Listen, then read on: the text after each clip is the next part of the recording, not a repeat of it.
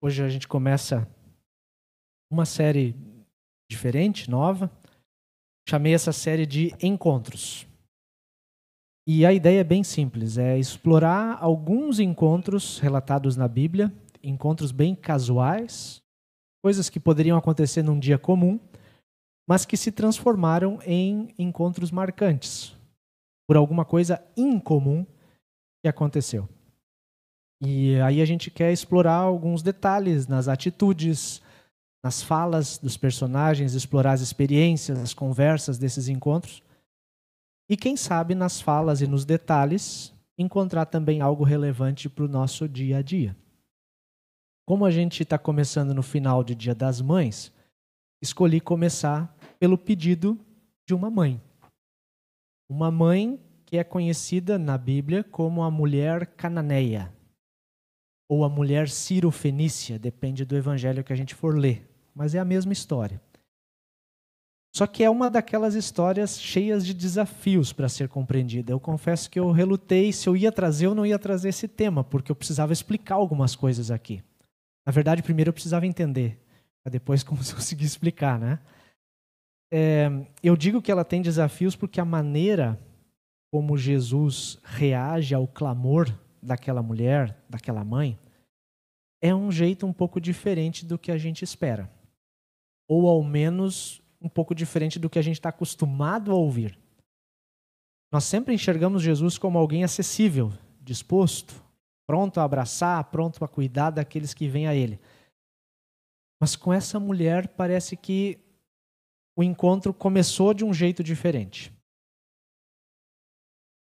Nós lemos Mateus 15 e dentro da narrativa de Mateus, capítulo 15 começa falando de uma discussão com os fariseus. Os fariseus tinham perguntado para Jesus, não era uma pergunta querendo saber a resposta, era uma pergunta provocativa, né? Por que os seus discípulos não estavam cumprindo os ritos e as tradições dos judeus, afinal todos eles eram judeus, como lavar as mãos antes de comer? Essa foi a pergunta / crítica dos fariseus. E não era uma questão de higiene como é para nós hoje. A gente vai dizer, óbvio que a gente tem que lavar as mãos antes de comer. Para os judeus, eles consideravam tudo que não fosse judeu como impuro. Tudo que não era judeu era considerado impuro. Comidas, coisas, pessoas. E era necessário purificar-se com ritos de lavagem, por exemplo, antes de uma refeição. A provocação dos fariseus foi sobre tradição, foi sobre costumes. E a resposta de Jesus já saiu um tanto áspera. Ele criticou a falta de coerência entre fé e vida dos fariseus. Ele já largou assim como veio a provocação, ele largou forte também. Citou um trecho do Antigo Testamento contra os fariseus. Isso deixou os fariseus pistola, como a gente diz, né? Buzina. Daí ele chamou a multidão e declarou que não é o que entra pela boca que torna alguém impuro, mas o que sai de dentro. A gente lembrou esse texto semana passada. O que vem do coração. O pecado que está aqui dentro é que nos deixa impuros aos olhos de Deus. Não bastasse isso, o Pedro ainda pediu para Jesus explicar melhor, né? Depois disso tudo, ele explica para nós, Senhor, o que o Senhor disse antes. E Jesus disse, vocês também ainda não entenderam? Parece que o dia de Jesus não estava no melhor, né? Ele já ficou brabo com a coisa e respondeu ainda mais áspero, né? É até estranho a gente imaginar Jesus assim. Mas ele é, ao mesmo tempo, Deus e também ser humano. Jesus sentiu o que a gente sente, fome, sede, frio, e algumas vezes ele também se irritou. A ira em si, sentir ira, não é pecado, né? Porque Deus também tem ira. E Deus não peca. Deus castiga por causa da sua ira. A própria Bíblia diz, em certa altura, 2 trechos, irai-vos e não pequeis. Indignar-se com algo, sentir raiva por alguma situação é legítimo. Não tem como fugir disso. Jesus, em algumas vezes, sentiu ira, raiva. E algumas vezes ele até externou isso. Vocês vão lembrar a clássica história de quando ele chegou no templo, virou as mesas dos cambistas do templo indignado com a forma como estavam tratando a casa que era para ser de oração e eles estavam fazendo negócio. Aí, na sequência desse episódio, difícil com os fariseus, com os discípulos, vem a história da mulher cananeia. E o fato de ser uma mulher da região de Canaã já diz alguma coisa para nós. Por quê? Porque mulheres não deveriam se dirigir diretamente a um homem em público. Esse era o código de conduta moral da época. Mulheres não falavam com homens. E se ela era cananeia, isso quer dizer que ela não fazia parte do povo de Israel.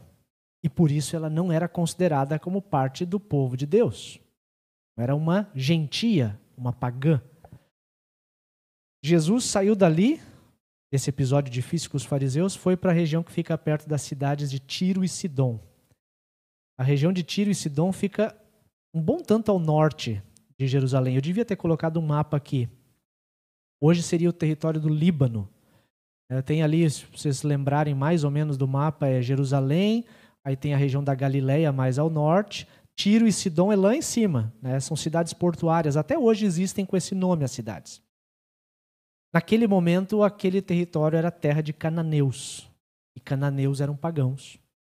Cananeus eram extremamente idólatras, e os judeus não gostavam dos cananeus. Aí vem essa mulher, cujo nome a gente não sabe, gritando por ajuda, chamando Jesus de filho de Davi, que era um jeito bem judeu de se referir ao Messias. É o clamor de uma mãe, apavorada, angustiada, porque a sua filha estava sofrendo. E se essa mulher vem sozinha, é porque não tinha ninguém por ela. Ela sabia que mulheres não deveriam se dirigir a homens, mas ela mesmo assim não tinha outra opção. Se ela não gritasse por ajuda, ninguém ia gritar por ela. Por isso ela arrisca tudo e vem. E muitos de nós somos pais e mães, e a gente sabe que o sofrimento de um filho tem uma grande chance de ser muito mais pesado do que o nosso próprio sofrimento, enquanto pais e mães. É muito verdade quando uma mãe ou um pai diz que preferia ele ficar doente ou ela ficar doente no lugar de um filho, de uma filha. Então essa mulher cananeia é alguém que está com uma dor um pouco além do normal. E ela enfrenta alguns obstáculos para chegar em Jesus. Primeiro por ser mulher, naquele contexto, naquela cultura. Depois por ser de um povo pagão. E para nossa surpresa, ainda teve um gelo de Jesus. Jesus não respondeu assim amorosamente de cara. Jesus não respondeu nada diante do clamor dela.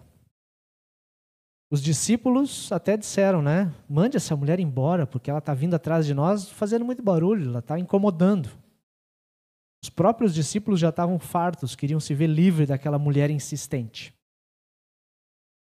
E aí Jesus respondeu aos discípulos dizendo que a sua missão compreendia, primeiro, as ovelhas perdidas do povo de Israel.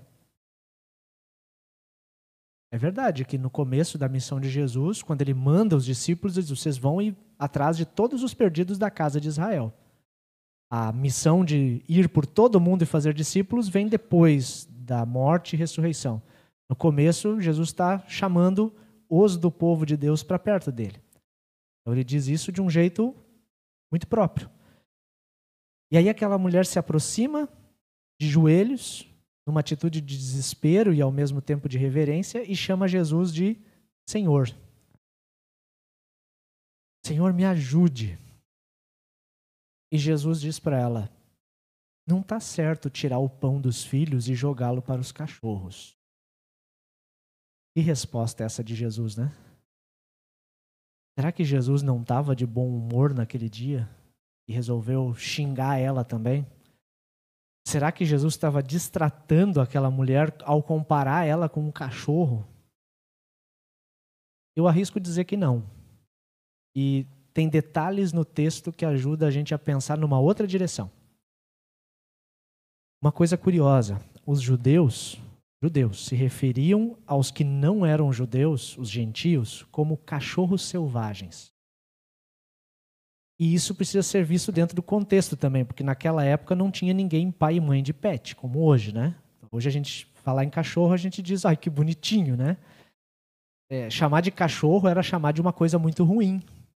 Porque os cachorros, naquela cultura, reviravam o lixo, comiam todo tipo de coisa considerada impura, imunda. Mais ou menos como um bicho selvagem hoje que pode transmitir doenças, a gente quer manter distância. É muito provável que Jesus tinha em mente a maneira como os judeus chamavam os gentios. Quando um judeu olhava para um gentio, dizia, esses cães, esses cachorros selvagens. E Jesus quer ensinar algo com isso. Porque ele se apropria desse vocabulário, mas já fazendo uso de um termo que não é tão pejorativo.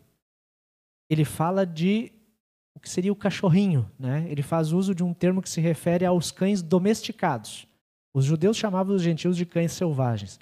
Jesus, quando fala uma espécie de provérbio, né? Não seria correto tirar o pão dos filhos para dar aos cachorrinhos. Os que são domesticados, os que são tratados com carinho e alimentados pelos seus donos. Vocês conseguem perceber a intenção e como soou a conversa na cabeça daqueles primeiros ouvintes? Jesus e os discípulos são judeus que estão passando pela terra dos cananeus, a mulher é cananeia, gentia. Judeu se refere àqueles cananeus como cães selvagens.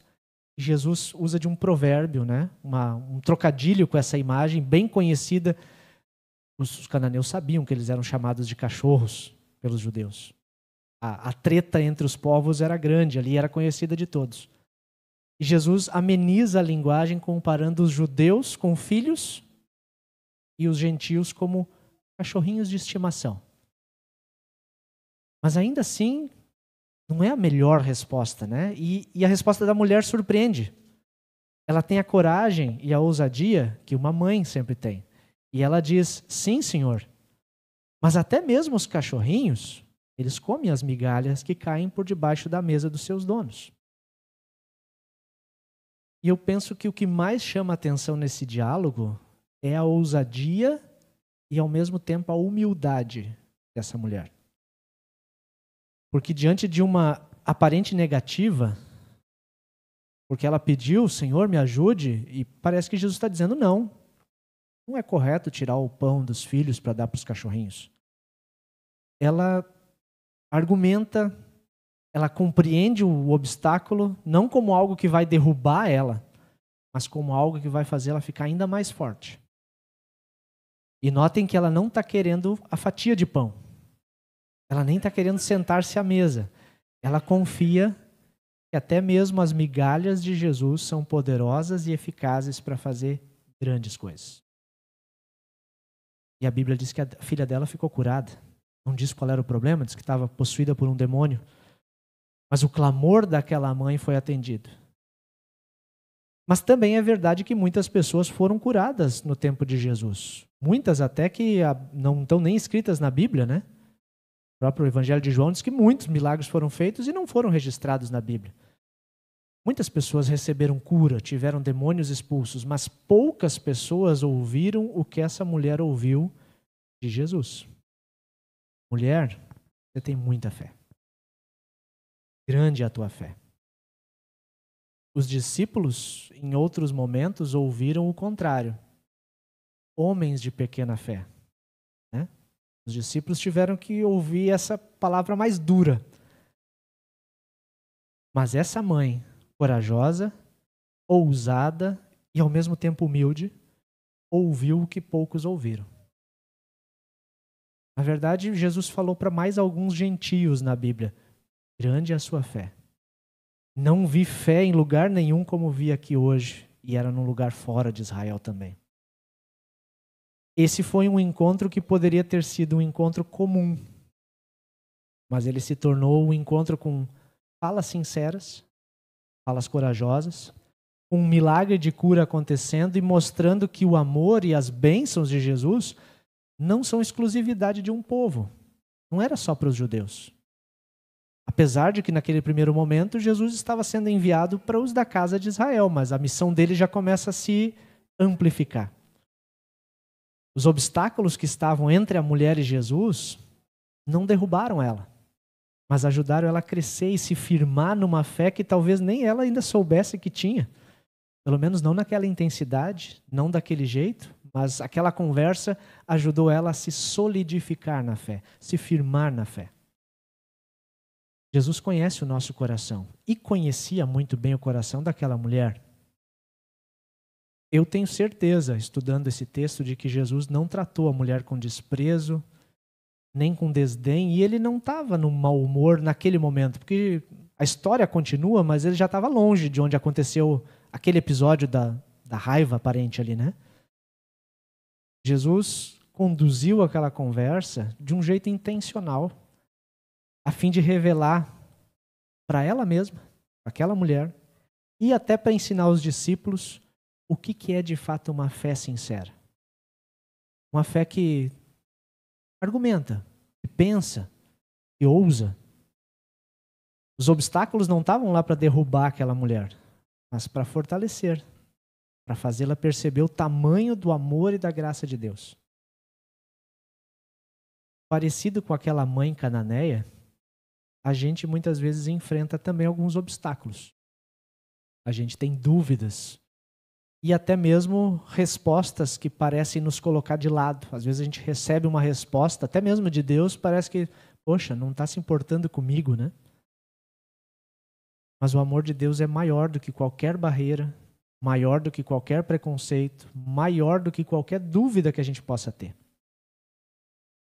Esse final de semana a gente vai ouvir e vai falar muito a respeito do amor de mãe.